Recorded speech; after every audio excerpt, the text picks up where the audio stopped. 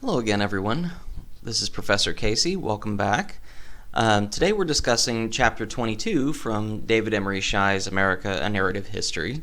And this particular chapter covers what we now know as World War I, which at the time was known as simply the Great War.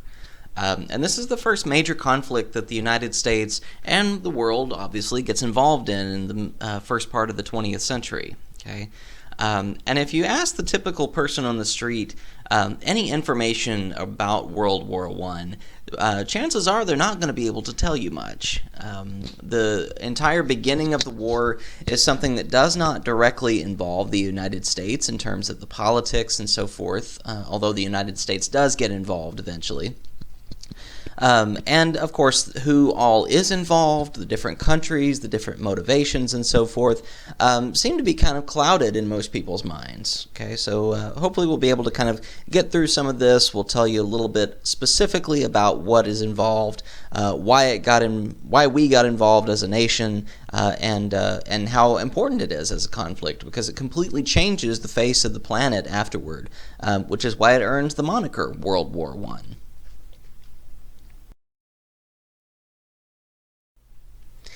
At the beginning of all this, again, we are still in the midst of the United States being relatively isolated for the most part by the Atlantic Ocean in the 19th century. Okay, now that we've gotten into the 20th century, we've talked about our first little forays into world politics by getting involved in the Spanish-American War, enacting imperialism when it comes to the Philippines.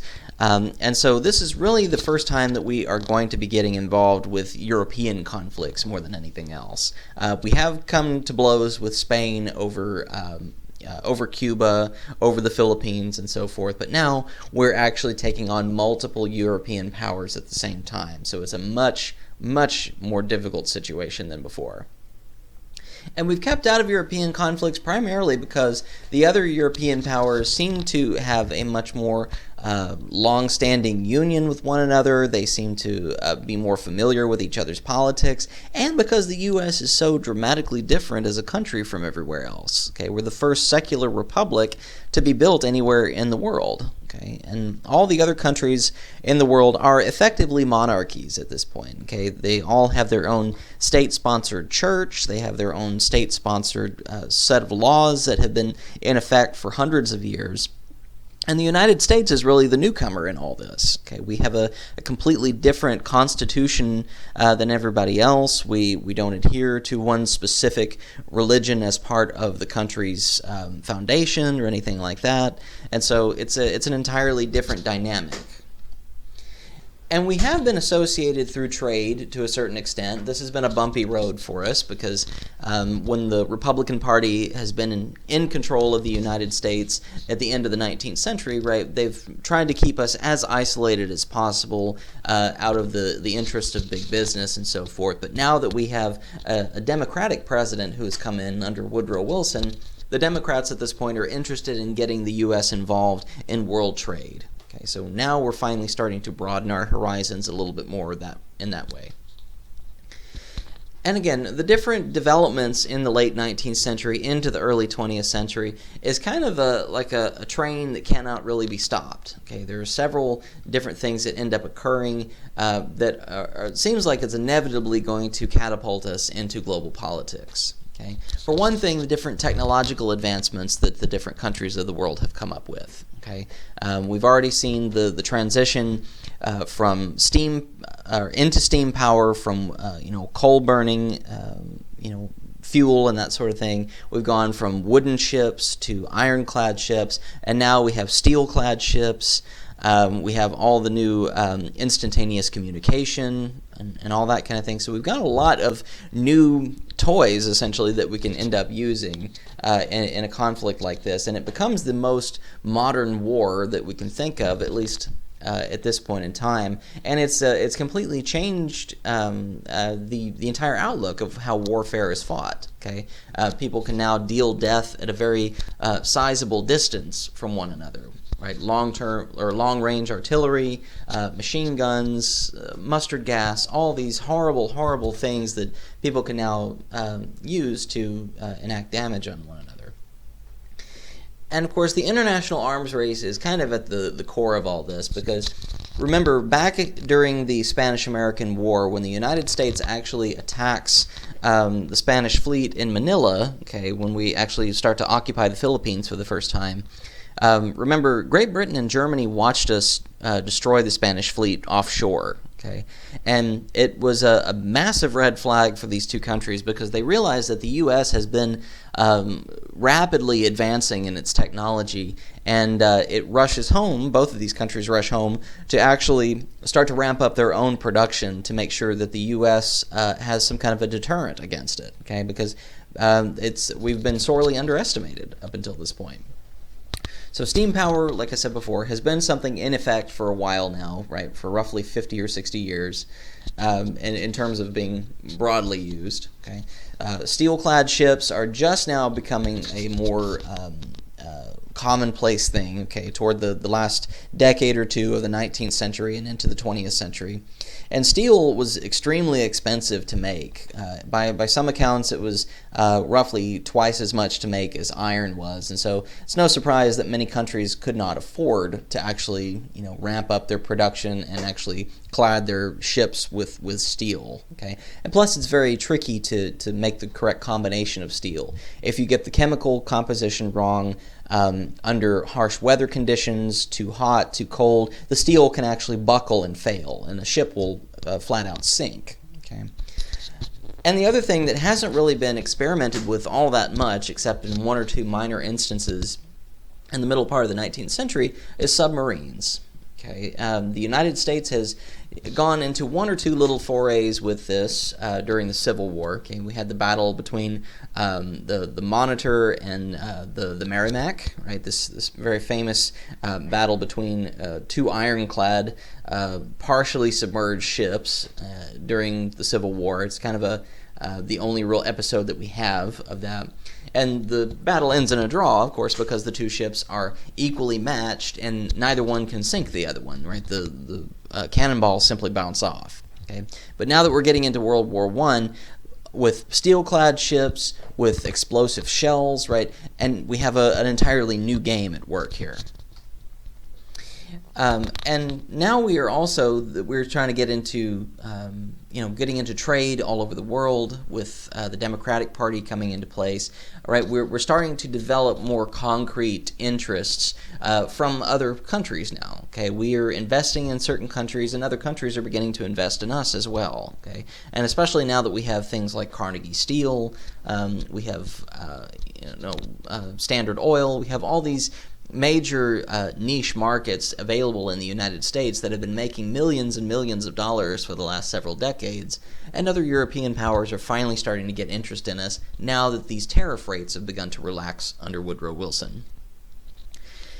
And Wilson himself becomes problematic, especially once the United States gets involved in the war, because he has a very skewed idea of how the U.S.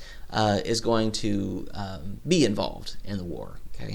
He believes that the United States has some kind of moral responsibility to impose itself on the rest of the world in terms of its ideas. And again, for some reason, he seems to have either an extreme naivete about how the rest of the world operates in terms of its government, or he simply wants to change them, okay? Because he constantly makes this statement that he wants to make the world safe for Christian democracy, okay? And most of the countries in the rest of the world are not democracies. Most of them are monarchies. Okay? So, unsurprisingly, most of the rest of the world is not very eager to listen to the United States. And for the first 3 years of the war, Wilson does his very best to actually maintain neutrality as much as possible. Okay? He doesn't want us to get involved because now that we are expanding into a world market, he thinks that it can potentially harm the U.S. economy, and of course we don't necessarily want to get involved in another major conflict. Okay? If we do get involved, we could potentially bite off more than we can chew. Okay? And it seems like that's the way it's going to go for a while. And during this period of neutrality, the United States actually does more to burn the candle at both ends than it does taking a side. Okay? On the one hand, we give a lot of food and a lot of supplies to Great Britain and France as the war begins. And at the same time, too, though, we are actually granting loans to Germany, and in some cases even to Austria-Hungary in the midst of all this. Okay, so we are actually helping both sides, and when Germany finally starts to actually physically attack U.S. assets abroad, okay, we finally do get involved here. And again, this whole idea of promoting Christianity and democracy by Woodrow Wilson is, again, something that constantly makes the other countries of the world hate us even more. Okay, coupled with the fact, and expounded on by, or how can I put this, compounded by the fact that Woodrow Wilson actually appoints William Jennings Bryan as Secretary of State. Okay, and remember, Bryan is a preacher, right? He's an evangelical minister. He calls down fire and brimstone every time he gets up to the pulpit. So having him as an element in his own cabinet, again, ends up alienating a lot of the rest of the world as well. So, the United States doesn't exactly come off as very amiable in this particular case.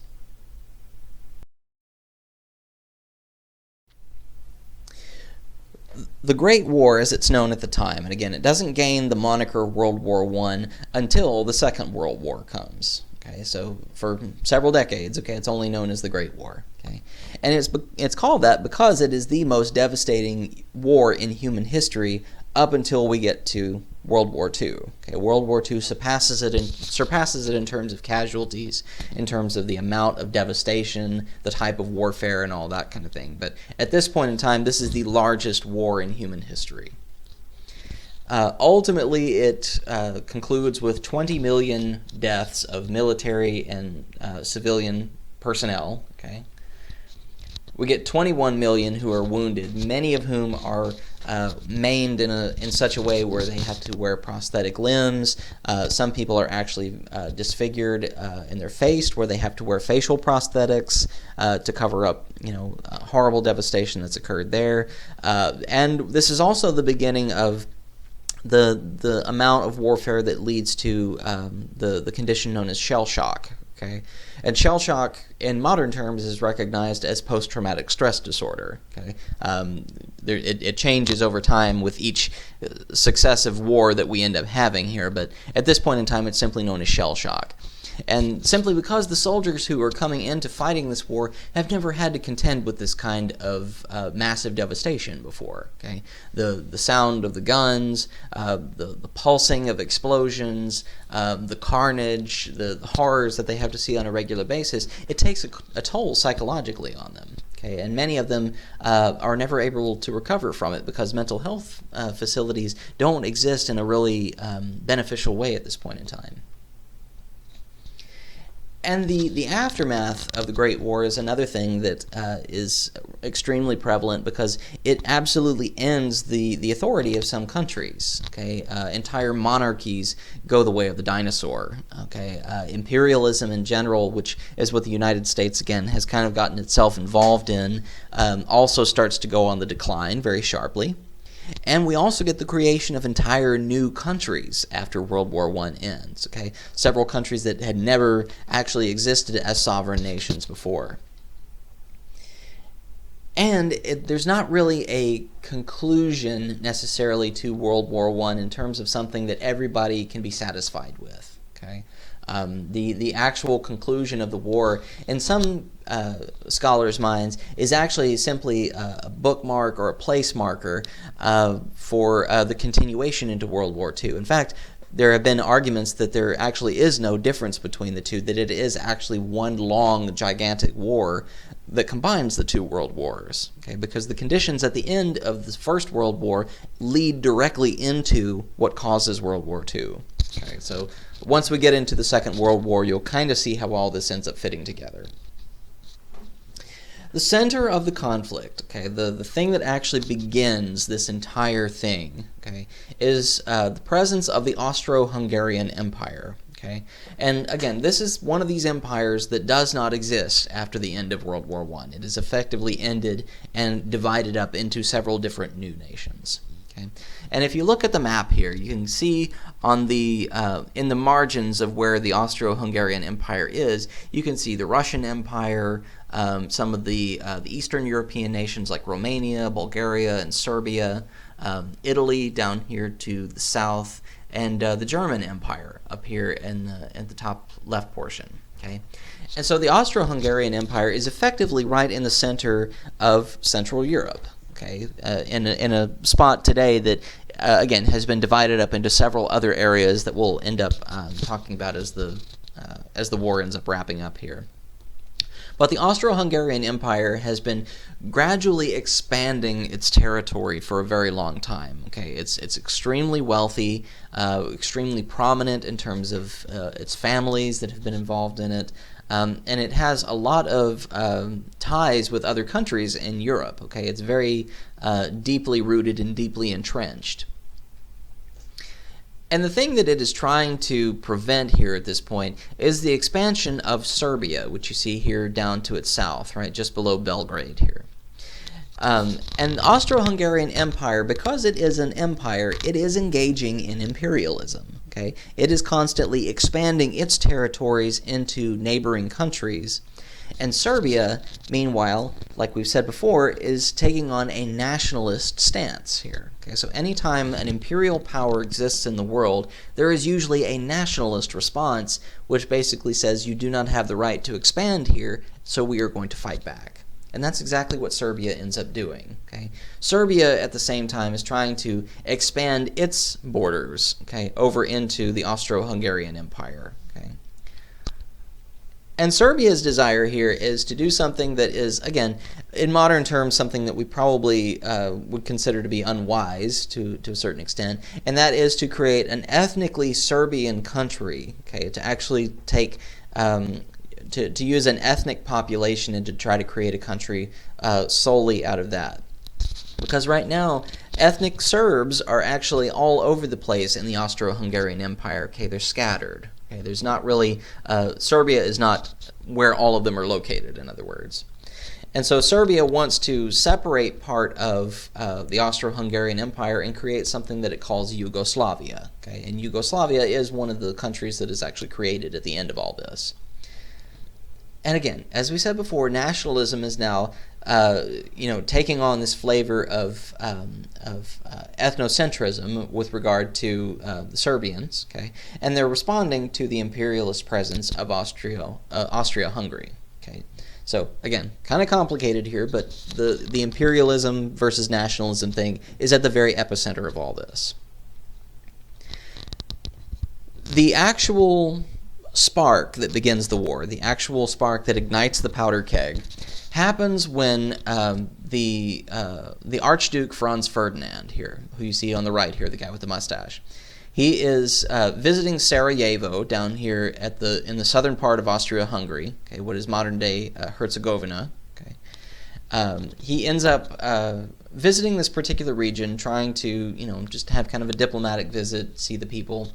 And a Serbian nationalist named Gavrilo Princip, who you see here on the left, young man, comes over from Serbia into Sarajevo and shoots and kills Archduke Franz Ferdinand and his pregnant wife. Okay.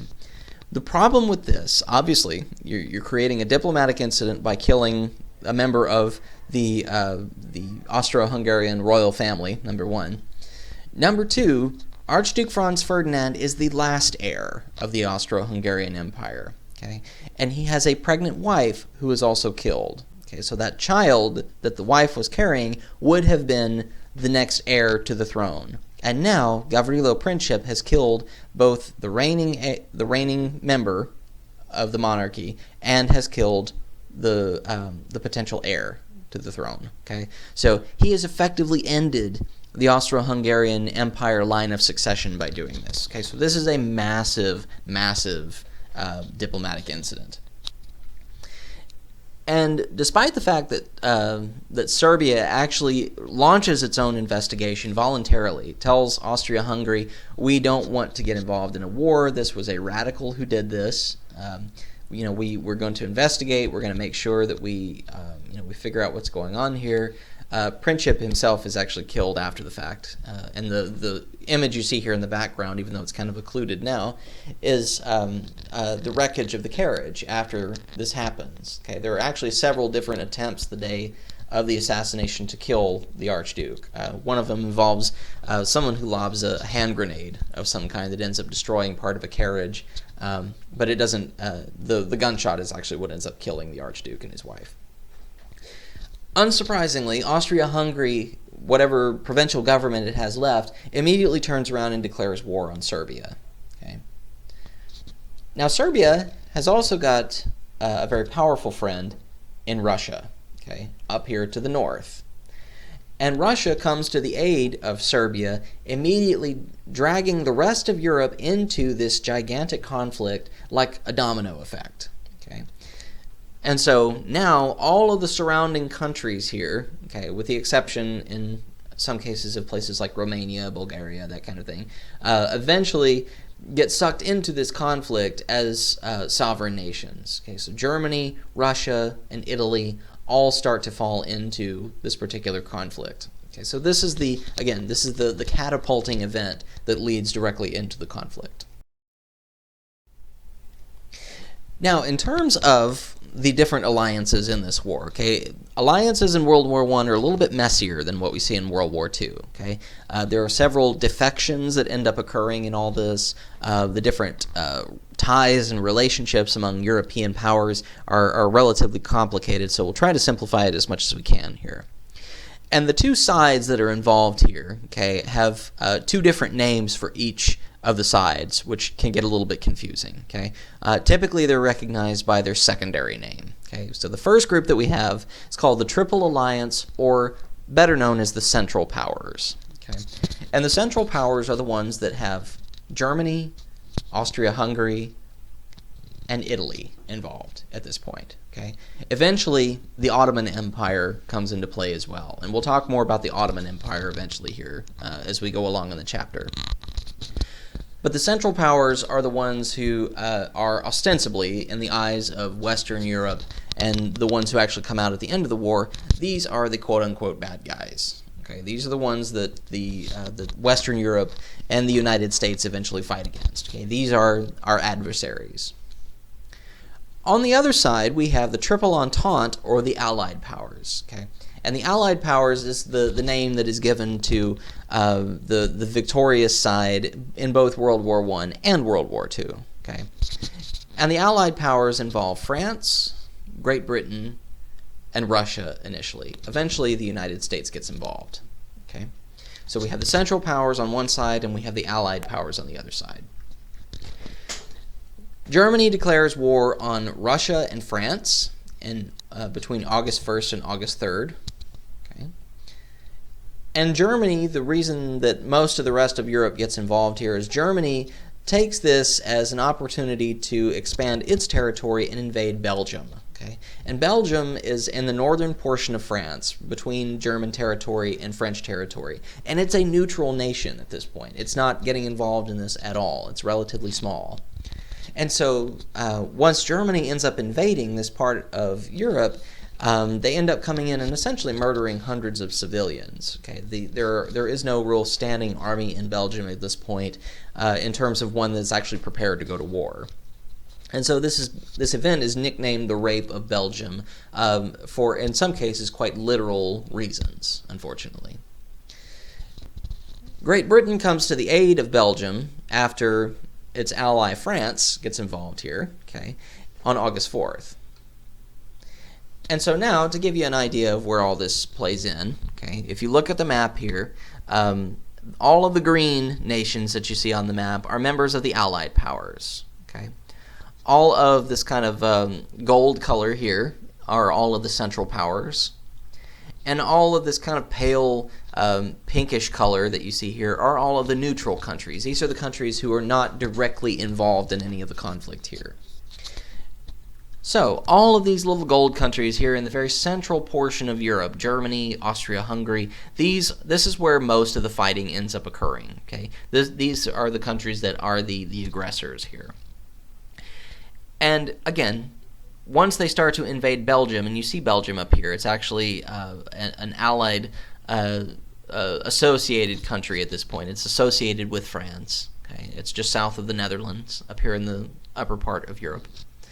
the Western Front becomes the primary line of fighting that we see. And the Western Front is kind of the deadlocked region for fighting for the duration of the war. Okay, 90% roughly of the entire conflict of World War I happens in this little isolated region here in the northern France. Okay. Almost immediately, Italy decides that it's made a mistake in allying with the Central Powers. Okay. And it realizes that if it defects over to the Allied side, it has direct line to France, and it actually is relatively isolated as a peninsula down here into the Mediterranean Sea. Okay, so there's less of a chance of it getting invaded by Austria-Hungary because it's isolated by water. Okay, so it only has to protect one real front here.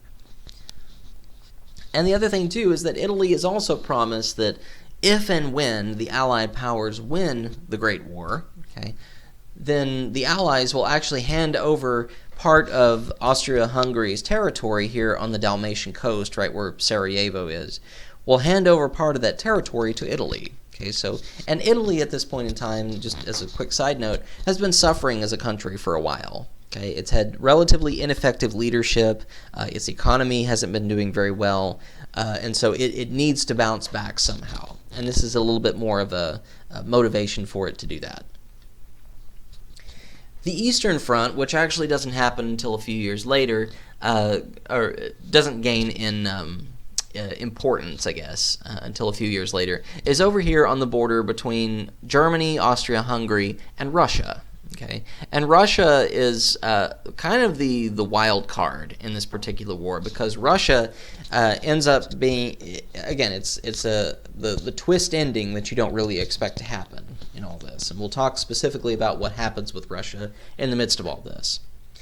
Down here to the south of Russia, okay, in this little orange portion down here, you see the Ottoman Empire. Okay, and the Ottoman Empire is a massive region of the Anatolian Peninsula, where you see here where Constantinople is, just south of the Black Sea.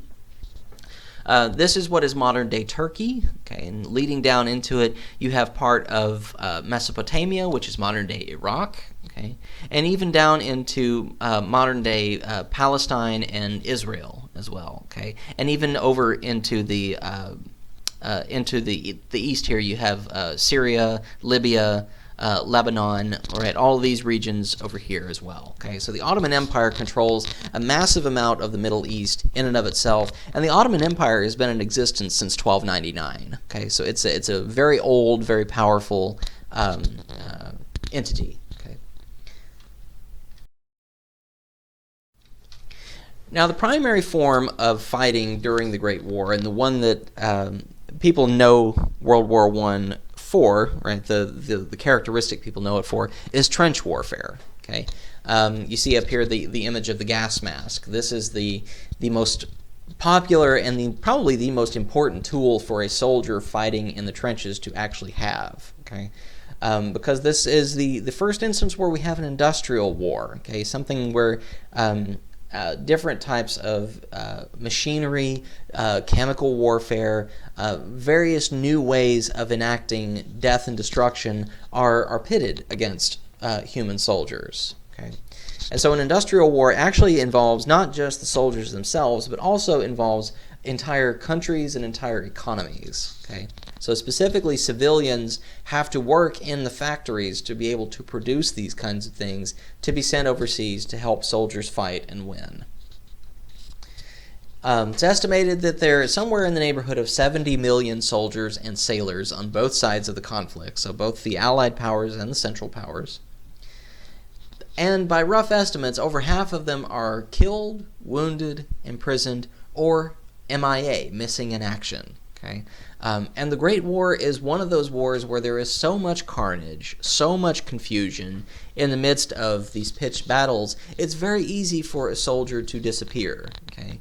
Whether by virtue of the fact that they simply run away, or if, in the midst of a conflict, if a mortar shell falls and lands near a soldier, it can quite literally blow them to smithereens. Okay, and identifiable pieces of a soldier might not be able to be put together, and their fate might not be determined. Okay, so as horrible and gruesome as it sounds, this is the new reality of warfare during this period. On average, and this is one of the more dramatic statistics that I've ever seen, an average of 900 Frenchmen and roughly 1,300 Germans die daily on the Western Front, every single day. And this war lasts from 1914 until 1918. Okay? So if you take that number and you multiply it by however many days there are in that time span, you end up with a massive amount of people who are just essentially put into a meat grinder here, who are constantly being killed in the most horrible ways. And in some instances, there are massive amounts of people who are lost in a single day or a single battle. Okay? On August 22nd of 1914, the French army loses 27,000 men in a single day. Okay? At the Battle of Ypres, right, another battle that happens in northern France here, the British end up losing 13,000 men in 3 hours, okay, in a single battle, and they only gain 100 yards of territory in this fight. Okay? So when it comes to this particular type of fighting, again, both sides are literally entrenched in a specific region of land. Okay?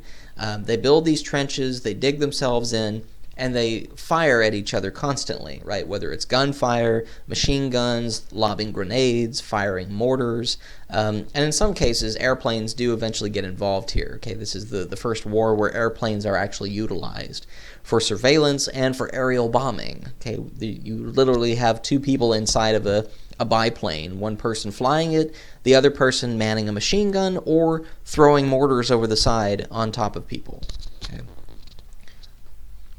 And modern weaponry at this point is something that the rest of the world is not accustomed to seeing, and the world in general, not even the undeveloped nations, but the developed nations are not used to seeing this. And it's everything from, again, machine guns, submarines, the aerial bombing we talked about. Mustard gas is something that is incredibly destructive, okay? And that's why you start to see the gas masks become so important at this point. Mustard gas is something that is essentially indicates that a person is going to die a very slow death, okay? When mustard gas is inhaled, it essentially eats the person's lungs and dissolves them over the course of about 6 weeks. Okay, so if you inhale mustard gas, if you don't suffocate immediately, okay, if it doesn't eat you up right away, if you only inhale a little bit of it, it can still kill you in the long term. Okay, so there's several accounts of people who are victims of mustard gas attacks who quite literally fall down and suffocate either from their lungs being eaten apart, or they're trying so desperately to hide their face in the dirt, in the mud, that they end up essentially smothering themselves. So it's an incredibly, incredibly horrible way of dying. Flamethrowers are another thing that start to be used during this point in time. Again, another way of causing a person to be incredibly maimed and or killed in a very slow and horrible way. Landmines are another problem, right? Again, another thing that hasn't really been used up until this point. So both sides end up planting landmines around to where if a soldier happens to accidentally step on one, they get blown to smithereens. Okay? Mortars, like we've already said, get launched from a distance, like launching a grenade over a long range. We also see long-range artillery, okay? Gigantic guns that are used to fire from a long range to actually create a larger explosion. And even in some cases, we start to see long-range artillery used to fire against airplanes, okay, to shoot them out of the sky. And finally, one of the more devastating things and one of the most horrible things that you encounter at this point are armored tanks. And it sounds like armored tanks would be the least of a person's worries here, but in some cases, you will actually see certain battles during this war where one side will come into war with armored tanks on one side as their cavalry, and on the other side you still have people riding on horseback. Okay? And the people on horseback are going to lose very, very horribly. And the sheer number of horses that are actually killed in this war is another devastating statistic. Somewhere in the tens of millions, if not hundreds of millions of horses are lost in this particular war. Again, because this is again, two sides that have never encountered one another, right? We haven't encountered tanks that we cannot destroy, okay? So it seems like this is essentially a battle for the end of the world in many people's eyes, and rightly so, because, again, this technology has never seen the light of day in some cases. The trench warfare that you see typically, again, takes place along the Western Front, which you see here, okay? This little purple line going straight through from the top to the bottom of the map. And this is one long trench that is actually dug, okay, for several hundreds of miles from the English Channel all the way down here into Switzerland, okay? And the trenches themselves are an absolutely horrible environment to live in, okay? Quite often the weather gets bad during this point in time, and especially in this country there's a lot of rain, okay? So if you dig a trench that is, 10 or 12 feet deep, you're essentially digging a swimming pool is what it amounts to. You're digging a river, okay? So when, heavy downpours come through, the water doesn't have anywhere to go, okay? So you end up waterlogged all the way up, in some cases to your knees in water.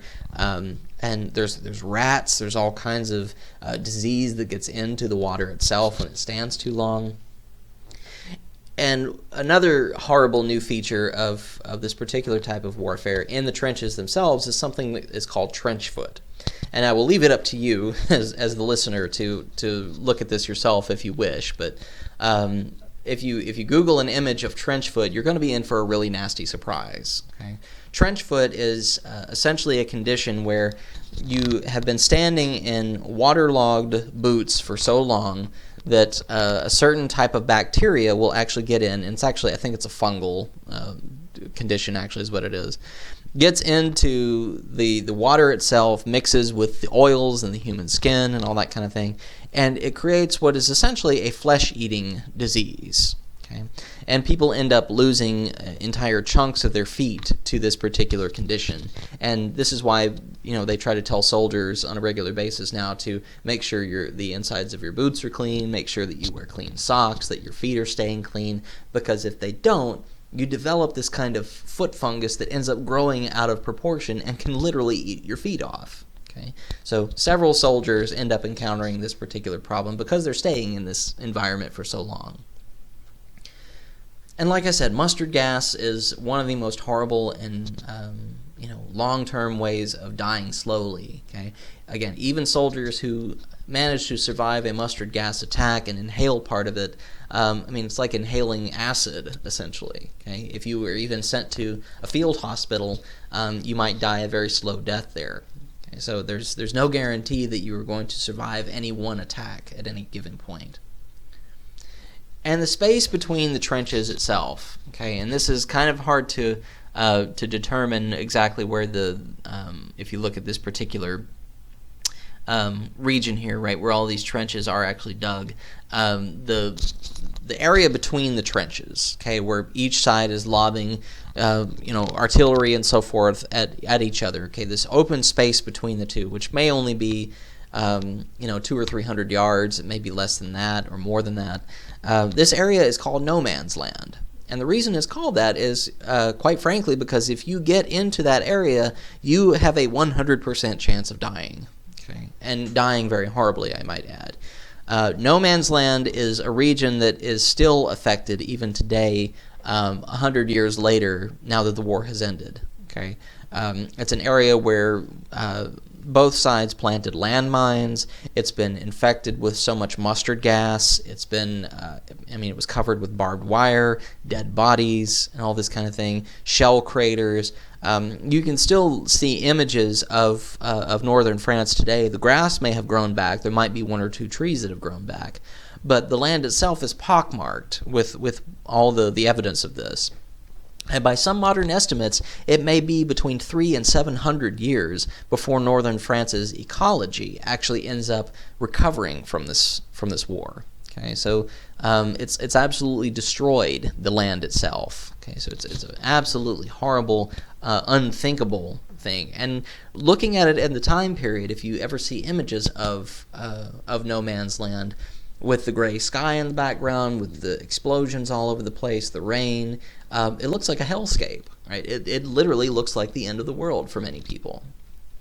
And unsurprisingly, this is when you see soldiers begin to develop shell shock. Okay, the comedian George Carlin has an entire little routine about discussing the terminology of how shell shock eventually morphs into post-traumatic stress disorder.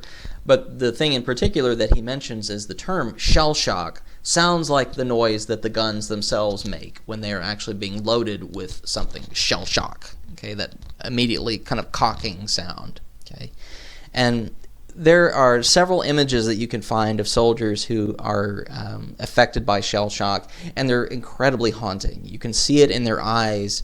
One in particular that comes to mind of a young man who is sitting there with his eyes completely wide, and he is grinning ear to ear, like the Joker, and he's actually bleeding from, I think he's bleeding either from his ears or from a wound on his forehead. I can't remember which. But it sends people into an absolute delirium, okay? And in some cases, they become homicidal. They might end up attacking their own people. And the most common thing, though, is that it absolutely debilitates them. It takes all of the fight out of them, and they will end up curling up in a corner in the fetal position and cry, okay? There's... the psychological effect on people at this point is still being studied even today. Okay, so this is an entirely new wave of warfare, and you see exactly how it ends up affecting people. And this is the first war where people finally start to take a much more cynical view of warfare for the very first time. Again, all the way up until this point, Great Britain in particular and other European powers have taken a very romantic view of war and death, okay, as being something noble, something that, can be turned into a nice story, a nice song, all that kind of thing. This is the first war, though, where people say there is nothing glorified in dying, okay, that this is, you die face down in the mud, alone, and potentially no one will ever know what happens to you. Okay, there's no romance involved in it at all. Quite possibly the most famous poem to come out of this war was written by a young man named Wilfred Owen, and it was actually published 2 years after his death. He actually died right toward the end of World War I. And the poem is called Dulce et Decorum Est. And it recounts a mustard gas attack. Okay, and you can actually get the imagery of him. He survived this attack, by the way, and he ended up, I think he was actually shot toward the end of the war, but you can read the actual poem, and it tells you basically that there's no glory in the moment of death, that there is nothing but terror, there is nothing but sadness, and it's an incredibly moving poem in terms of actually, basically, it takes the idea of romanticism and slaps it in the face.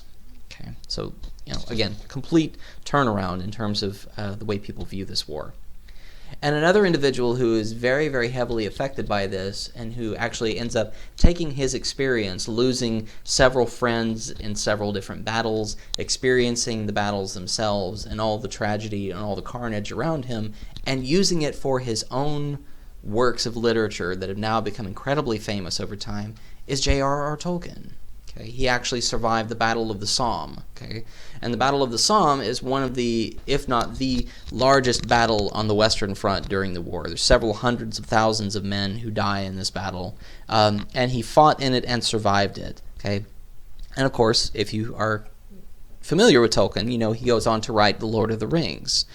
And according to his own accounts, right, in some cases his characters and the warfare that he has in those books actually mimics, in some cases, the type of warfare that's used in the First World War. Okay, so it has a very profound effect on the people who are involved in it.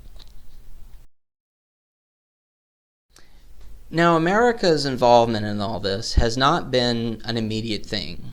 Okay, again, Wilson himself claims to be an avowed pacifist. In other words, he has no desire to get involved in a fight of any kind here. He says he promises that he is going to keep America out of the war, and that actually becomes his campaign slogan for the 1916 election.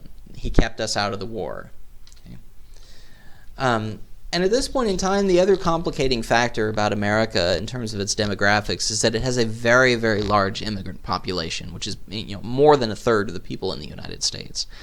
And because there are so many people who are coming from European countries. Many of them come from European countries that are currently at odds with one another in this war. Okay, so you might have German-born Americans, okay, right, who are coming over. There's 8 million of those in the United States at this point. Okay, 8 million German-born Americans who are now the targets of ridicule or who are the targets of prejudice against, by people who are on the opposite side of this war.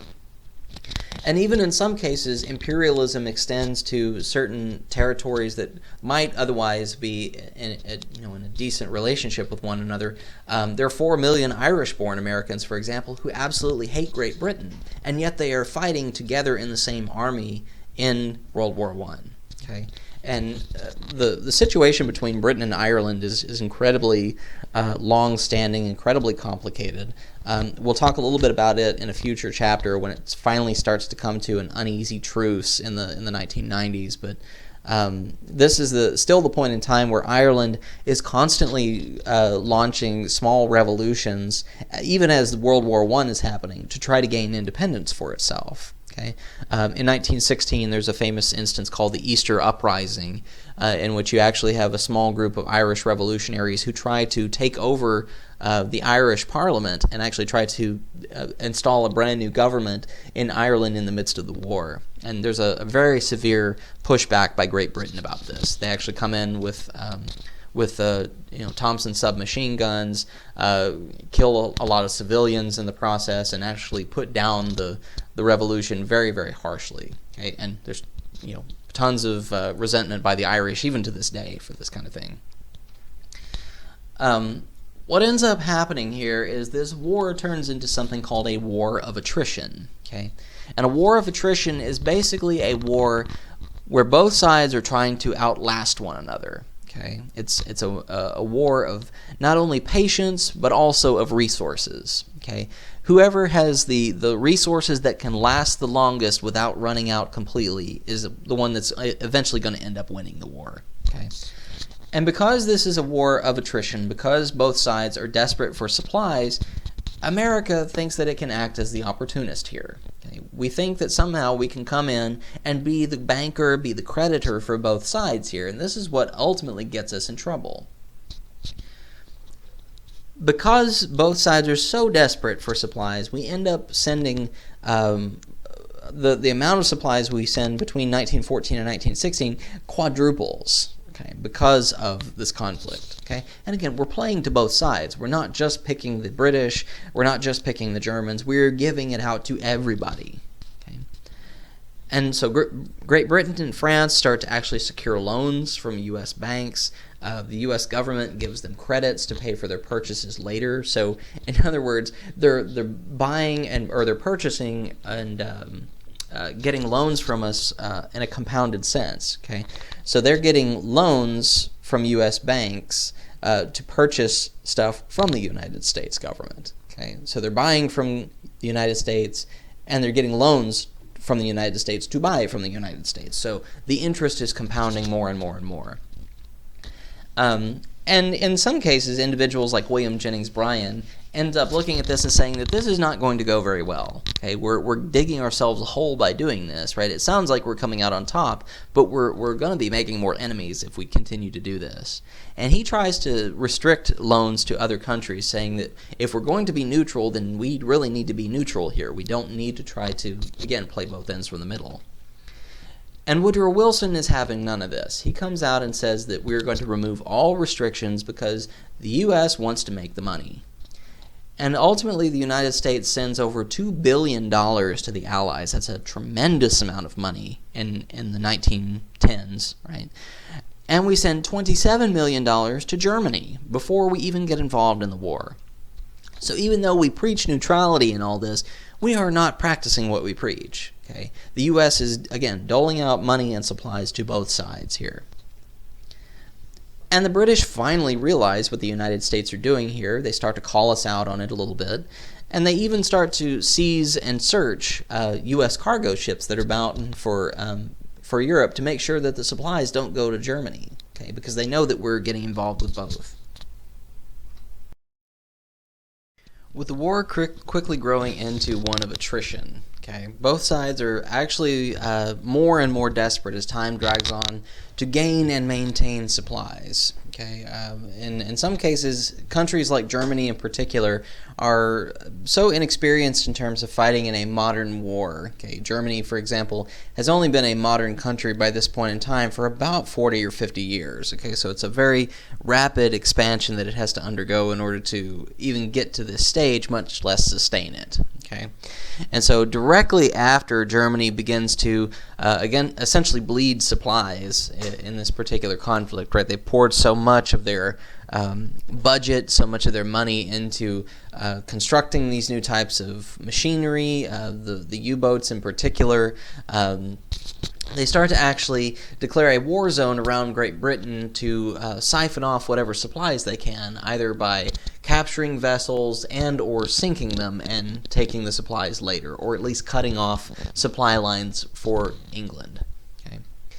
And the use of U-boats themselves is something that begins during this particular war and continues on in much the same manner into the Second World War. The term U-boat comes from the German word Unterseeboot, which literally just means undersea boat, right? It's a submarine is what it is. And U-boats are used in a way that is referred to as unrestricted. Okay, and what we mean by unrestricted is that throughout the last several hundreds of years, when it comes to warfare, especially at sea, okay, there is a particular wartime custom in which you are supposed to grant a warning, a friendly warning, to a ship that you're about to sink. Okay, you tell them, we're about to sink your ship. If you want to abandon ship, if you want to surrender, we will give you the chance to do that. We will take you into captivity, and it's very much playing nice, right? Playing by the rules. Okay. What U-boats do, beginning in the First World War, is they act in an unrestricted fashion by absolutely neglecting this little dynamic. Okay. Instead of granting a warning, they don't grant any warning at all, and they absolutely just come out and torpedo a ship and sink it to the bottom. Okay. And again, this is considered bad form by people like Great Britain, who constantly try to inject some manner of civility and rules into their forms of combat. But Germany is essentially not taking prisoners here. Okay, in some cases, in a literal sense, they are not taking prisoners. Okay, they are absolutely determined to win this war at all costs. And so, in order to do that, they have to do away with some of the fancier rules.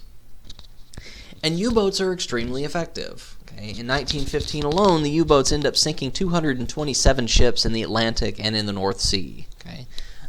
And U-boats are, they typically only travel as single ships during this point in time. Okay? But because they travel under the water, okay, this is before sonar is invented. Okay? So there is no real way of detecting them until they surface. And most of the time when they do surface and do attack enemy ships, they do so under cover of darkness. Okay, they wait until night and will actually torpedo a ship then. So most of the time when a ship has been attacked by a U-boat, they really don't know what hit them. When the U.S. starts to take notice of this is when the luxury liner, the Lusitania, is attacked. Okay, this happens in May of 1914. Okay. And the Lusitania, again, is kind of like a cruise ship. Okay, you have several different nations who have civilians who are on board this ship. Okay, and a U-boat torpedoes it and ends up killing nearly 1,200 people. Okay, 128 of whom are Americans. Okay, and the reason that this is the reason that Germany attacks it in the first place is not just to just be aggressive, is that they come up with the excuse that they believe the Lusitania contains armaments and or soldiers as well. Okay, so they believe that it could be potentially disguised as a cruise ship of sorts, but in reality it might have had soldiers on board. After the fact, as far as I know, that was completely disproven, and that this was simply an attack on a civilian vessel. Woodrow Wilson, though, kind of does the same thing that William McKinley tries to do with the Spanish-American War, in that he constantly is pushing back against all demands for us to get involved in the conflict. Okay, again, 128 Americans have been killed in this particular incident, and rather than us view this as an act of war, Wilson demands that Germany actually come out and repay the families of those who have been killed, right? Pay them some sort of recompense. And William Jennings Bryan is so furious with Woodrow Wilson over doing this that he ends up resigning as Secretary of State. He completely leaves the situation because he believes that this is indeed an act of war. Okay, we've lost civilians now. We've been dragged into a conflict that we didn't want to be involved in, but this would be the time to act if we were going to.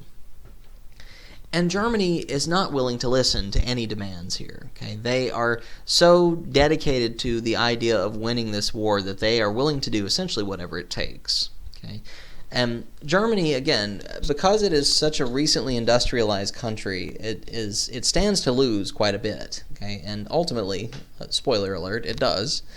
But Germany has tried to gain the same political and social status as Great Britain during this war. Okay, it views its role in world politics as one that has been largely marginalized. Okay, it says that there has been this Pax Britannica that has happened in Europe, and Pax Britannica is basically a British empire, right? And what Germany wants is a Pax Germanica. It wants a German empire in the same fashion that Great Britain owns colonies and territories and has subjected people and all this kind of thing. Okay, so Germany wants the same thing that Great Britain has, and it literally says that at one particular point. Okay, they say that it's time for Germany to have its moment in the sun, I think is the rough phrasing of that. Okay, the moment in the sun bit is actually directly taken. So Germany is very, very dedicated to the idea of doing what it takes here. And it will continue to sink vessels, whether they're passenger vessels or military ships, despite all orders not to do that. Okay, they're not willing to listen to any orders here. And Wilson finally starts to give in, again, much in the same way that McKinley did with the Spanish-American War. He approves a $1 billion military expansion plan just to be safe. Okay, just to say, in case we have to get involved with this, we're going to have to expand dramatically, though. Okay, remember, for the Spanish-American War, it was only about 50 million. Okay, but now we're going for 1 billion. And so we passed the National Defense Act in 1916. Okay, this is something that takes a while to get into effect. This increases the U.S. Army from a relatively small number of 90,000 soldiers to over 223,000. Okay, more than doubles it, right? Triples it, in fact. And we passed the Revenue Act of 1916. Okay, this is something that ends up increasing taxes from 1% to 2%. Okay, and puts a 12.5% tax on munitions makers. Okay, so this is trying to get us a little bit of revenue out of this from the munitions makers, number one. And the other thing that this does is it sets a precedent for just about every single major war that the United States gets involved in from here on in. Because anytime the U.S. goes to war, you will notice, if you've lived through at least one major war, right, or even a minor one, that taxes end up raising anytime we go to war in order to fund it. Okay, so taxpayers' dollars go directly into war funds in many cases. Okay, and this is the first time this happens.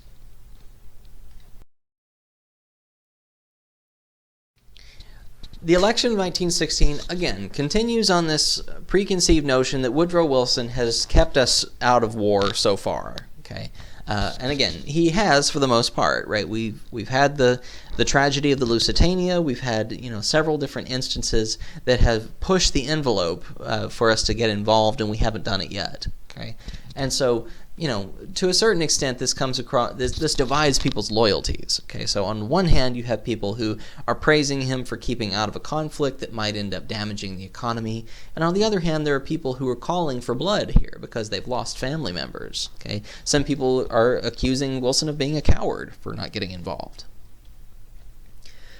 But again, it's becoming more and more inevitable, though, that the United States is going to eventually get involved in this somehow. Okay, Germany is essentially pushing all of the buttons in front of it to try to see which one is going to launch us into this, because it knows that we have money. It knows that we have a vested interest in this as well.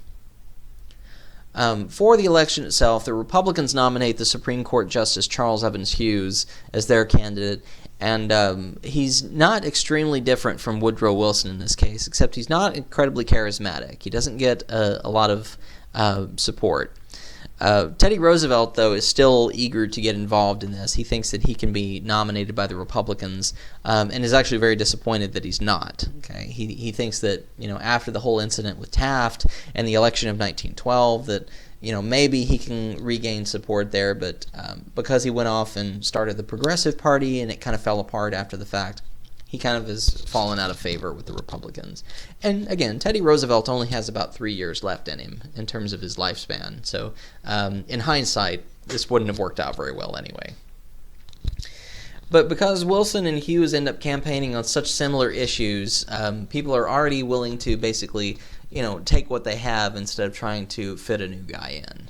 Okay, Hughes tries to attack Wilson for putting low tariffs out there, saying that you're harming American businesses by doing this. You're favoring, you're giving money to the enemy. You're not being neutral in this entire case. But people in America have a high enough approval rating of Woodrow Wilson for all the progressive efforts that he's done in domestic politics and for keeping out of the war for the most part that they're willing to kind of, look the other way in certain cases. And Wilson does end up winning in California. Okay? He gets 4,000 votes in California, which ends up being the swing state that gets him involved in being reelected.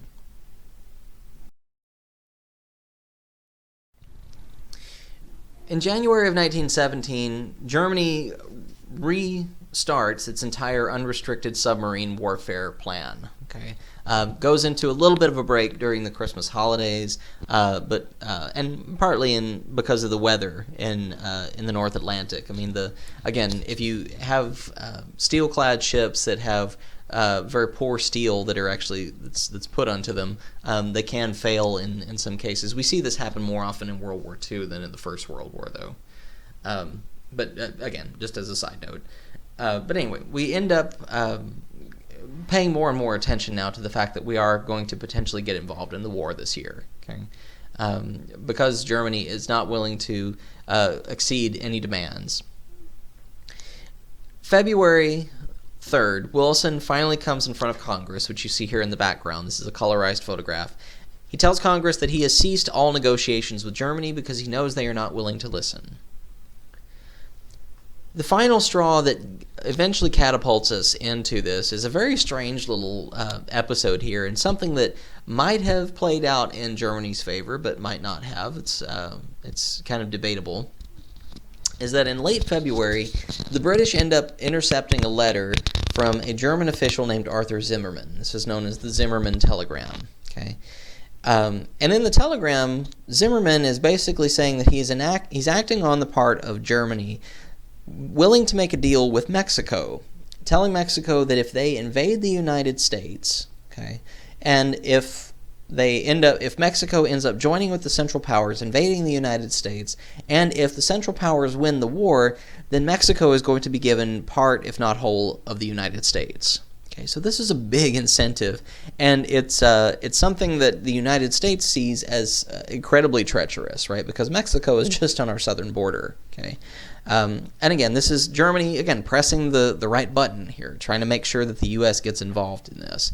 And again, in hindsight, it seems like a very poor idea on the part of Germany, if in fact Germany actually did write this. Okay, some scholars have actually tried to argue that the British actually invented this entire scenario to get support from the United States. So there's all kinds of different interpretations of events here, but either way, this is what gets the United States involved in the war finally.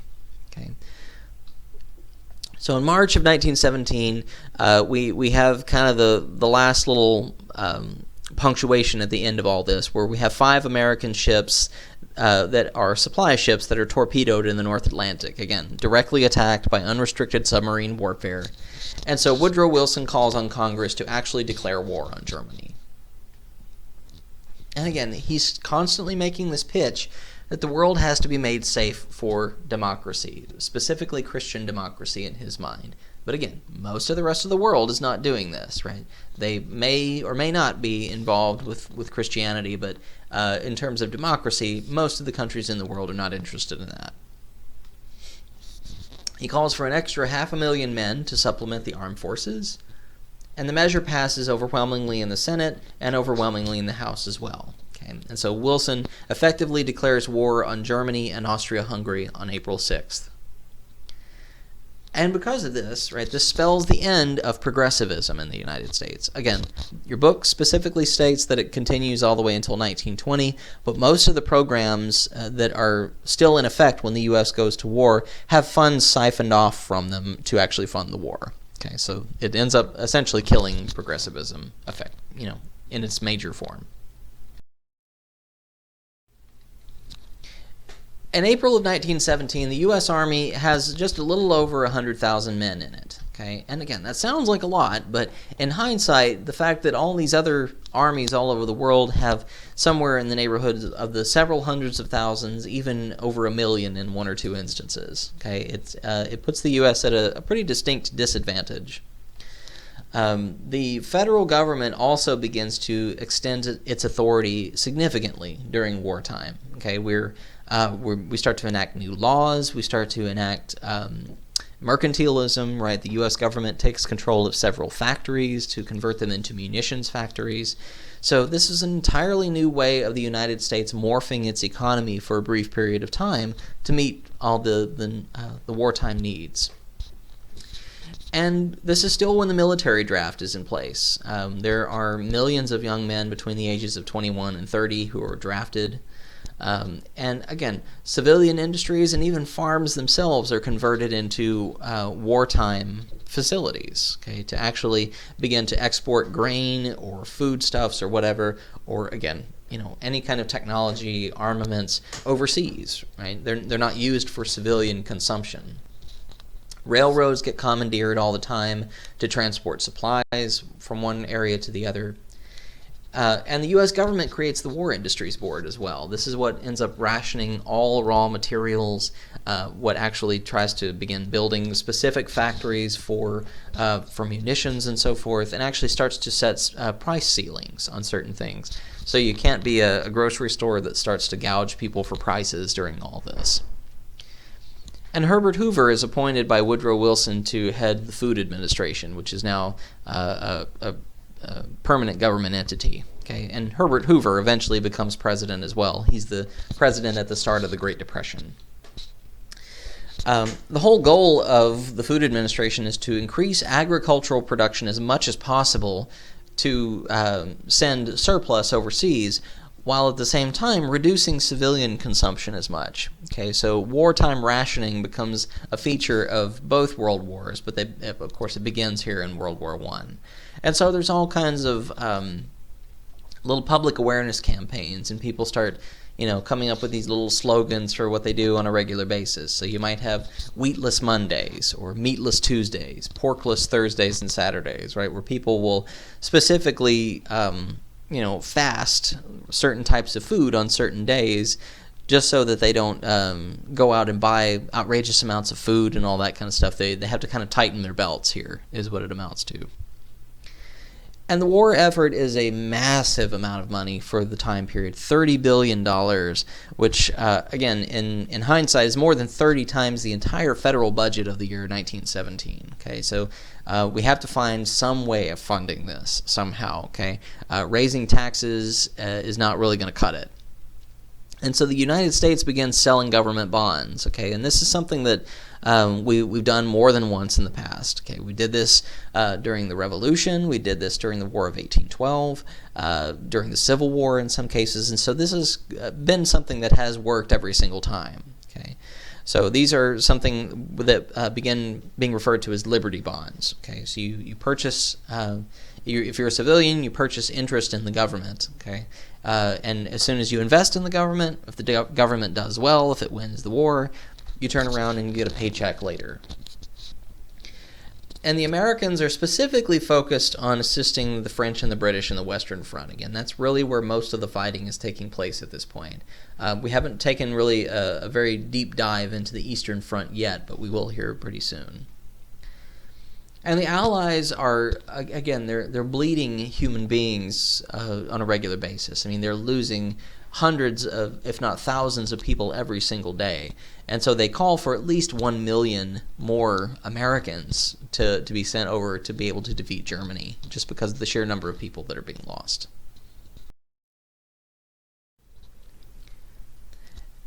And because of how many men are actually sent into the armed forces, it's estimated 4 million American men, we end up with a labor shortage in the country. Because remember, after the Civil War occurred, right, there was a massive migration of young people going into the cities to work in factories as unskilled laborers. Now those unskilled laborers are being taken out of the factories, being handed a gun, and being sent off to fight in a war. Okay, and so there's a massive labor vacuum that's left behind.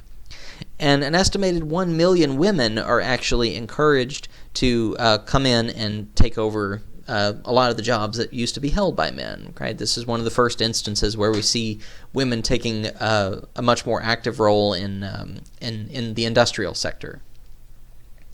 And so they do everything from working on farms to doing manual labor and loading docks, being railroad crews, building shells like you see here in the background. These women are building mortar shells, right, constructing them. This woman's loading a specific little chunk of explosives into the shell itself. Okay? Sometimes they work in steel and lumber mills. They work in chemical plants, making mustard gas and making all this kind of stuff.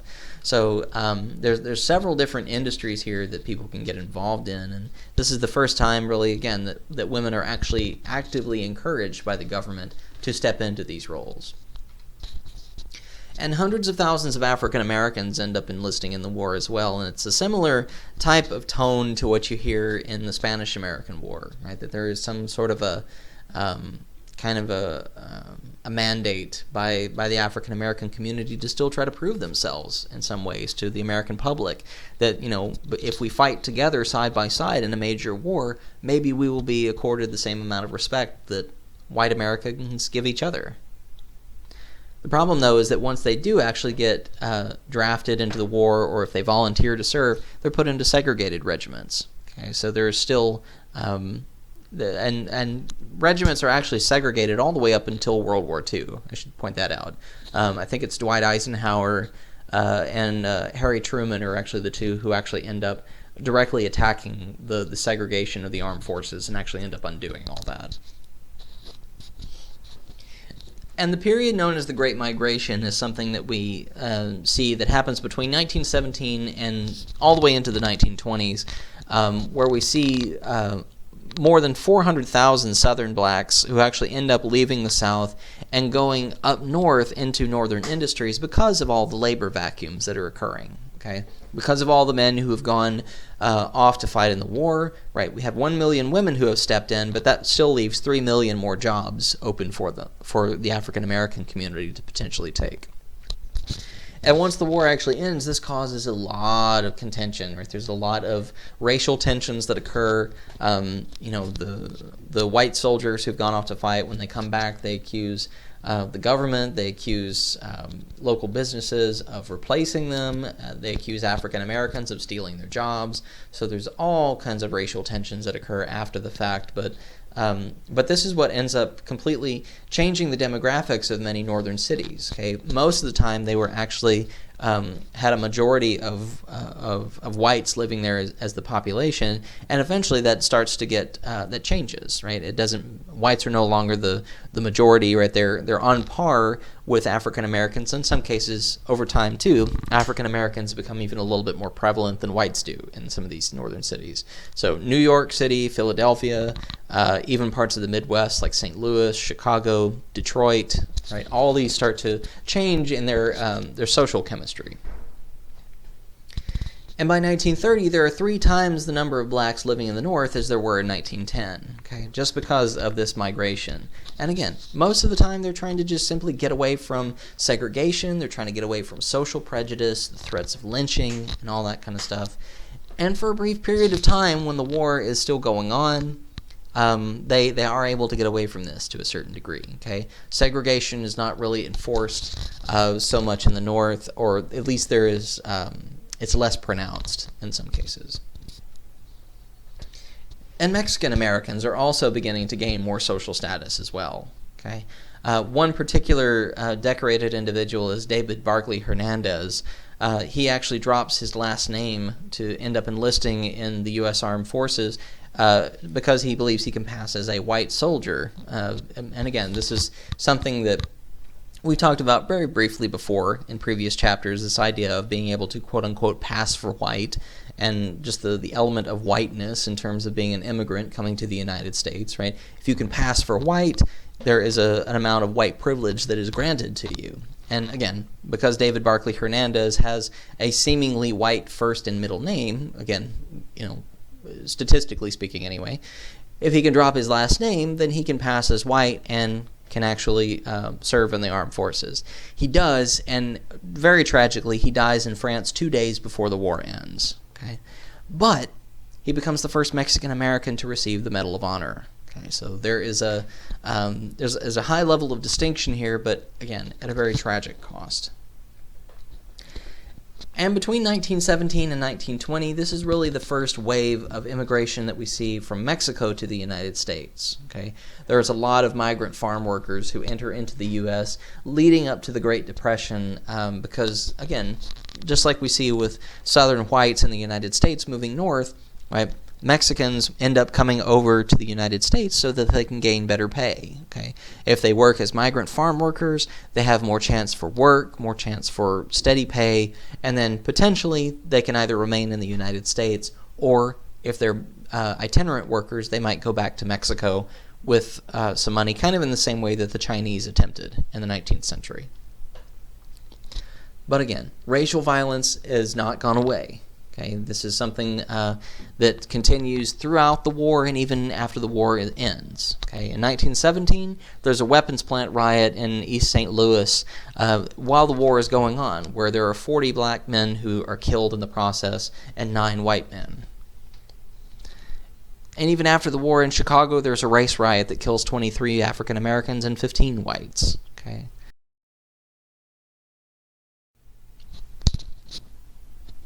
Civil liberties in the United States also begin to change very dramatically once the U.S. government begins to take control of certain mercantile efforts, factories, and so forth.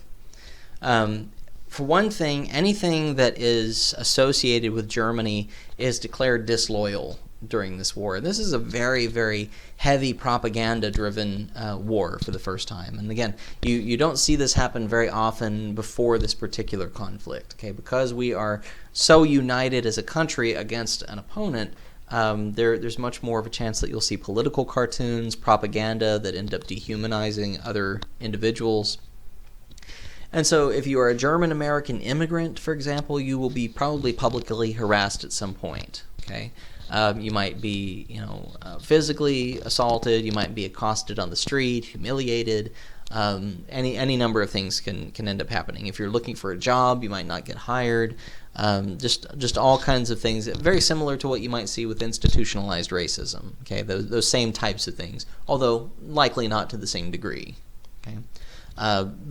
Quite often, if there's a German-owned brewery in an area or a German-owned bar or a pub or whatever, quite often Americans will end up boycotting it, so these places will lose business and go out of business.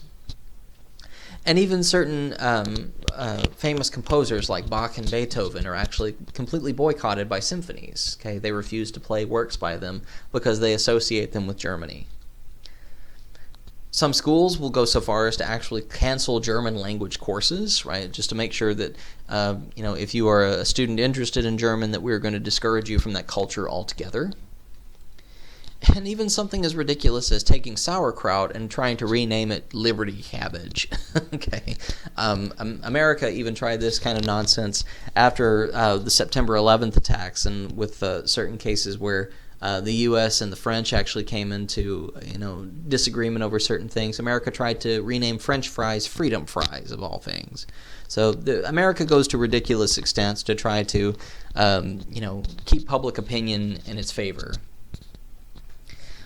The primary thing that the U.S. government does here in terms of enacting new laws is to create something called the Espionage and Sedition Acts. Okay, and this is a congressional series of acts that prohibits Americans from criticizing the government, okay? Specifically the government leaders and wartime policies. Okay? The Espionage Act of 1917 carries a very weighty sentence, 20 years in prison, if you help the enemy, if you encourage insubordination, disloyalty, or a refusal of duty in the armed forces, or if you end up interfering with the war effort in general. So in other words, if you try to impede war bond sales, if you try to encourage soldiers to abandon their posts, and if you aid the enemy directly. Okay, and again, this is very ironic and hypocritical because the United States has been directly funding the enemy for a long time, okay, before we even got involved in the war. So do as I say, not as I do. Over 1,000 people are convicted under this particular act during the war. And even individuals like Eugene Debs, who ran for president in 1912, ends up being convicted for opposing the war. Okay? And he actually is sentenced to 10 years in prison for doing this. Okay? And there's all kinds of different examples of how people can get in trouble for this. One in particular that gained a lot of media flack during this time period was one that involved a group of immigrant Jewish men who were actually trying to send out pamphlets in Yiddish. Right, Yiddish is like a pidgin or a Creole language that certain Hebrew communities would actually use in the United States. These guys started sending out these pamphlets in Yiddish to try to prevent people from supporting the war, and the United States Supreme Court, specifically Oliver Wendell Holmes, who we talked about in a previous chapter, said that this is violating. The argument was basically that that these men's First Amendment rights were being violated by persecuting them. Right, they should have the right to speak out against this. Oliver Wendell Holmes makes the argument specifically that that this right goes only so far as, for example, if someone yells fire in a crowded theater. Okay, right. In other words, if you're trying to induce mass panic somehow, then you shouldn't have the right to have a First Amendment, right? Right, the right to free speech. So there's all kinds of little blurred lines here in terms of what people's rights are, what the government's rights are in this particular case, but there's a lot of gray area with this particular series of acts. And even the General Secretary of the U.S. Socialist Party, right, Charles Schenck is his name. He's convicted of distributing anti-war leaflets to the armed forces, right, trying to encourage dereliction of duty. Okay, so anytime an individual is involved with this, right, they get a pretty lengthy prison sentence for it. And the Sedition Act of 1918 takes it a little bit further. This specifically targets individuals who try to impede the war bond sales, okay, or anybody who tries to print anything, speak anything, write anything against the American government, the Constitution, or the armed forces. And again, this seems like a leftover from presidencies of individuals like John Adams. Okay, John Adams had the Alien and Sedition Acts, which basically said something similar, right? If you're an American citizen, that you don't have the right to accuse the federal government of anything. You can't criticize them.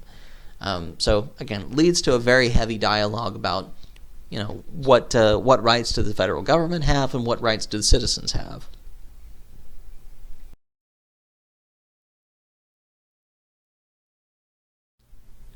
Now we can turn our attention to Russia, okay? Because again, as I said before, Russia is a wild card in this particular war. They're extremely unpredictable, and their involvement in the war ends up being a very heavy linchpin for what ends up happening in terms of the war's outcome. Up until 1917, for probably the past 3 or 4 decades at least, the Romanov family has been the ruling monarchical family in Russia. Okay, Tsar Nicholas II is the leader of Russia at the time that the Great War actually begins. In March of 1917, though, because of a series of epic failures on his part, okay, many of which have to do with troop movements, very poor strategy and so forth involved in the war, mismanaging of funds, and quite frankly the starvation of the Russian people, Tsar Nicholas is forced to abdicate the throne. Okay, and this is a really, really big deal because it leaves a power vacuum in Russia. Okay, Nicholas is known for being very irresponsible for the way that he deals with things, and so he and his family end up going into a kind of a forced imprisonment for a brief period of time here, while a provincial government actually ends up taking over.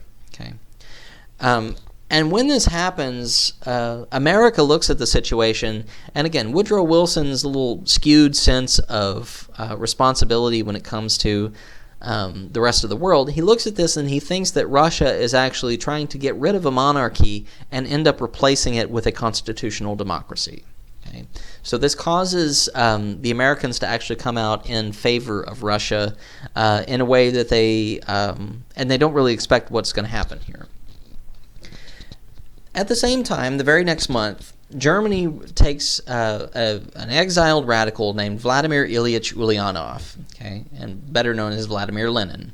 Okay, they take him out of exile in Switzerland. Okay, he's been in exile. Russians have kicked him out a long, long time ago because he was a troublemaker. Right? He's stirring up communist sympathies, and they believe that if they kept him in Russia for a long period of time, then he could have potentially overthrown the government.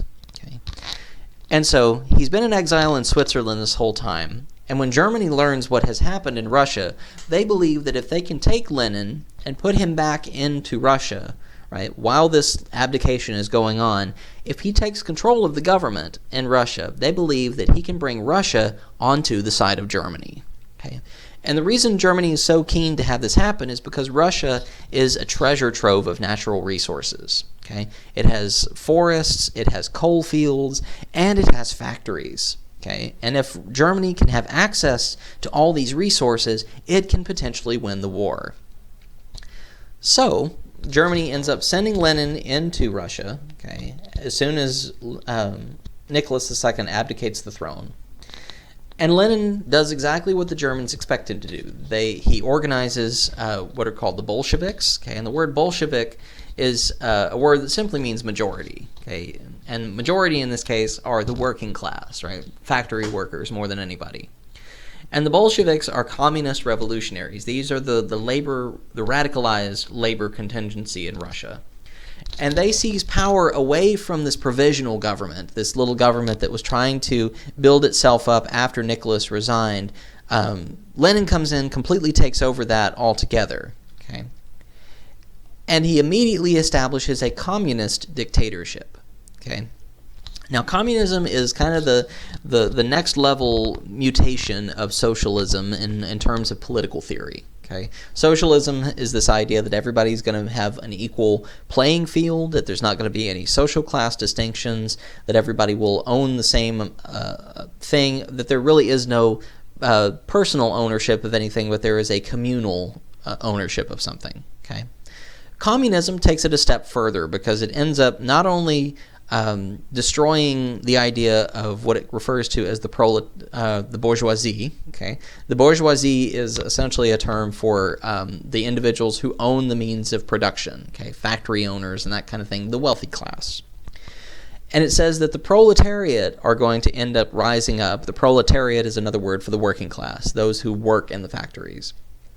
Proletariat are going to rise up, overthrow the bourgeoisie, and take over the means of production for themselves. Okay. Again, sounds nice if you're a working class individual who has been put down for a long time. Okay. What ends up happening, though, under a communist dictatorship is that you have one individual who rises above everyone else and starts dictating all of the rules for how this socialist setting is going to play out. Right? They end up making new laws that end up suppressing certain rights for certain individuals. And over time, what ends up happening is they end up suppressing all of the competition to the point to where if you are a citizen of one of these nations, then you are essentially the property of the state. Okay, you are no more than essentially a worker the exact same way you were before, but it's more like a hive mentality. Okay, you are as good as you are functional. Okay, as long as you function for the good of this entire dictatorship, this entire regime, you can stay where you are. If you end up stepping out of line, you will be put down. And so, Lenin does exactly the opposite of what Woodrow Wilson expects him to do, in that Lenin calls for the beginning of a global revolution to eliminate capitalism and to eliminate democracy. Okay, so this does the exact opposite of what Woodrow Wilson expects. Lenin also bans all other political parties and bans organized religion. Okay, again, doing away with the Christianity aspect, like Wilson expected. Okay, doing the exact opposite of that.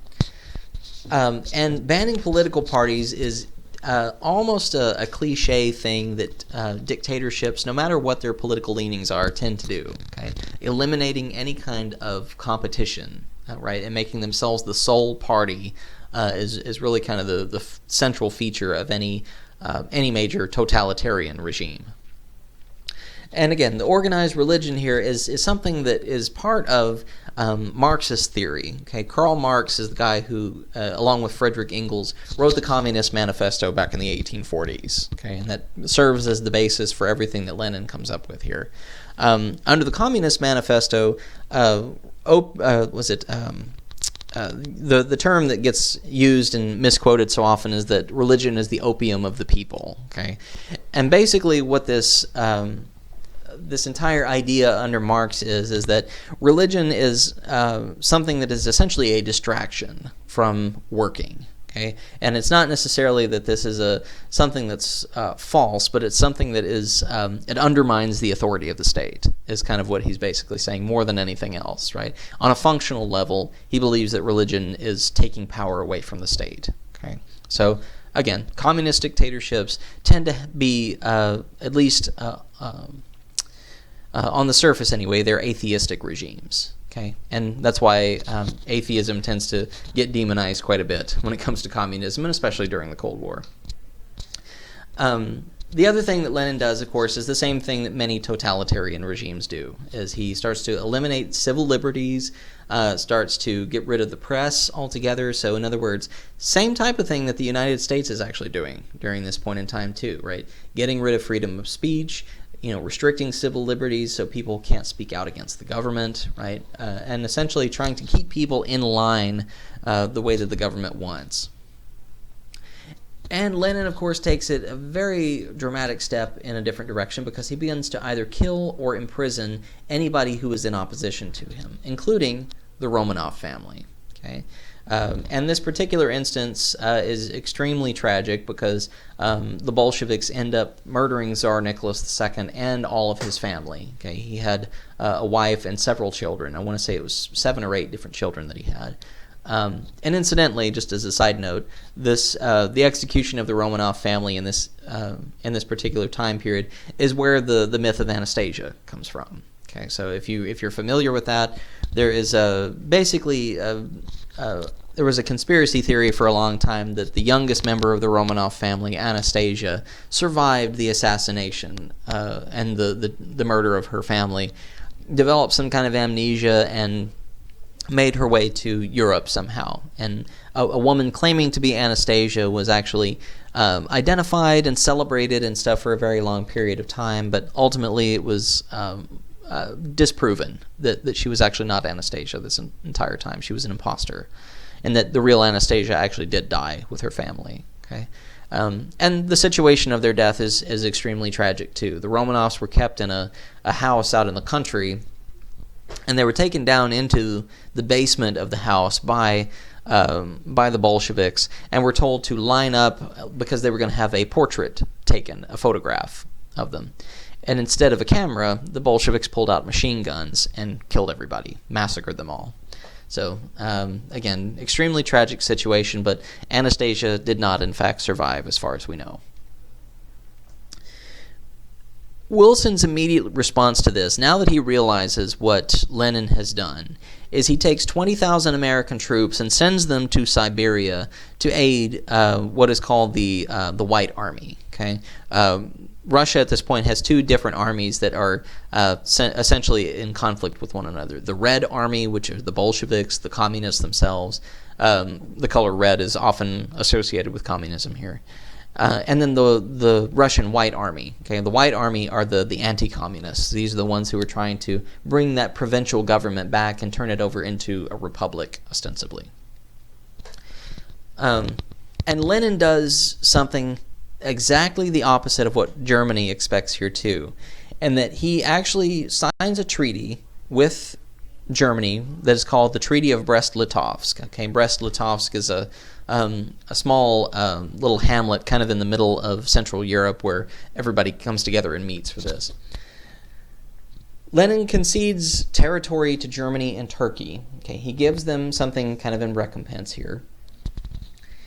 He recognizes the independence of Ukraine, okay, and Ukraine at this point has been a German territory for a very long time, okay, and this is a pretty heavy blow to Russia because Ukraine actually contains a large portion of the Russian population, has a lot of coal and wheat production involved in it, and a lot of factories too. Okay, so this is essentially payment for removing Russia from the Great War, from removing it entirely from the conflict. Okay, Lenin says that if we're going to have a successful communist experiment here to see how this goes for the country, we're going to need to remove it from the conflict.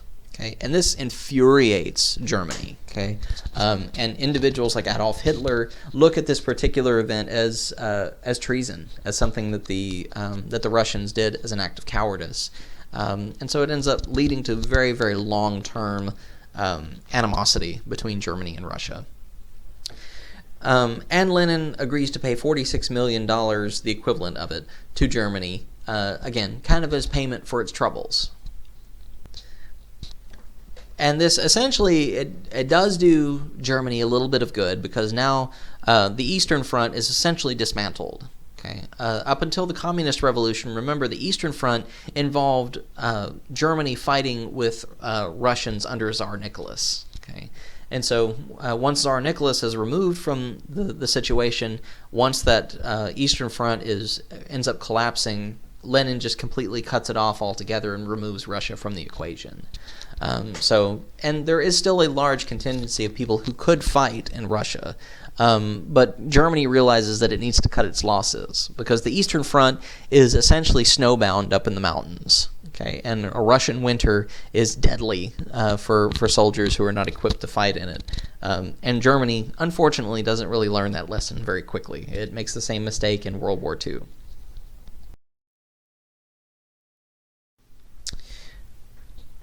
When Woodrow Wilson looks at the conflict and everything that's beginning to happen, he is determined that this is going to be the last World War. Okay? And in hindsight, of course, as we all know, this doesn't exactly happen the way that he wants. In September of 1917, he has Edward House, the guy that is kind of his political assistant, right? The guy who's kind of whispering in his ear the entire time, his advisor, has him hire 150 experts from various fields of academia, professionals in politics, history, geography, foreign policy, a group that he refers to as the Inquiry, okay, to draft together a peace plan for what can happen once the war actually comes to an end. And what Woodrow Wilson comes up with is something that is infamously known as the 14 points. Okay, it's a list of concessions to determine how peace can be achieved once the war ends. Okay, this is basically a draft for a peace treaty. Okay, and this is presented to Congress by Woodrow Wilson in January of 1918, the year the war actually does come to an end. The first 5 points basically endorse that there is going to be open diplomacy among all the nations of the world, that we're not going to get into these different secret treaties, okay? Because the secret treaties are essentially what involved everybody in the war in the first place, okay? All these European powers have had these little secret alliances with one another, and once the war began, we ended up dragging everybody in by all the ropes that they're tied to. It's also supposed to recognize neutral nations' right to continue any kind of maritime commerce in times of war without being attacked. Okay? And this is just nicknamed freedom of the seas. In other words, if you are a neutral nation, you want to do business with another neutral nation, right? You're not going to be attacked. Right? Again, this is a very naive way of thinking of things because Germany is not willing to concede this initially. Tries to remove any kind of international trade barriers, so we're not going to take sides here. We're not going to say you can't trade with one country or another. The reduction of armaments is something that does end up going through in this particular case. Okay, trying to reduce the types of warfare that we have, although we do replace it with something much worse later on. Attempts to transform all colonial empires. This is another big after effect of World War I.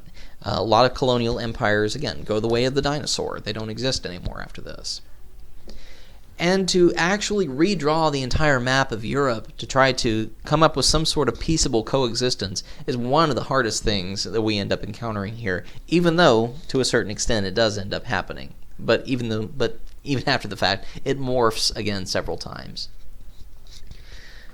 And the phrase self-determination is something that gets thrown around a lot here. Self-determination is anytime there are multiple nationalist movements in countries that have been subjected to imperialism. Okay, if you have more than one nationalist movement here, the allowance here is that each one of these ethnic groups, each one of these nations, can establish new nations of their own and draw the map for themselves. Okay, so in other words, if you are a nationalist movement fighting against imperialism, you are going to get the ability to essentially make your own country draw the map and make sure that it agrees with your neighbors. Okay, so it's a lot of responsibility.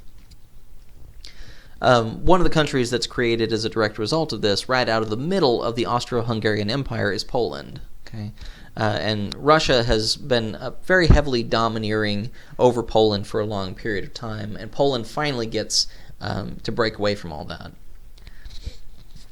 And at the very end of all this, and the one thing that Woodrow Wilson never actually manages to get the U.S. to join, is a League of Nations. Okay?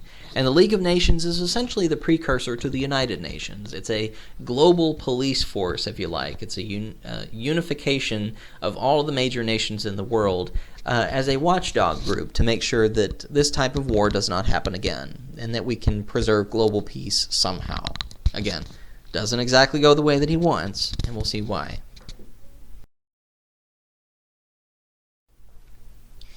By March of 1918, Germany has managed to push its way all the way into the south of France toward Paris, and it has destroyed the British Fifth Army in the way. Okay, and the British, again, have the one of the highest numbers of casualties during this war. It's somewhere around 1.5 million soldiers.